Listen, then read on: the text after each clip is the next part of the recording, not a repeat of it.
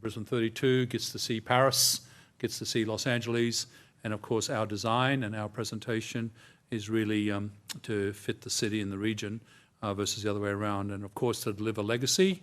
In our case, we've 10 years before and 10 years after is our plan, and we've got very, very specific guidelines there. Paris isn't disappointing, just 2 days in. It's hard not to have goosebumps as you tour the city and, you know, go around and see those iconic places being transformed. No more so than the Eiffel Tower. I think that's going to be the venue of all venues ever. So, you know, in terms of seeing what's available there, in terms of watching the volleyball. Top of mind for many of you, venues and what's going on there. And we are clearly beginning the process. Almost half of the 15 minor venues to be built or updated have been brought to the market by end of this year. Some already have been announced. We're 8 years away exactly today. Quite a poignant day for us in that sense. Pin shows 8 years. There was a lot of celebrating of that down in Australia the last day or so. I think expectation-wise, though, as my presentation showed, and for all of you to understand, there's Paris, and there's Los Angeles, and then there's Brisbane. And we're all going to be unique in our interpretation of the new norms. And so we're designing our games for Brisbane and the region.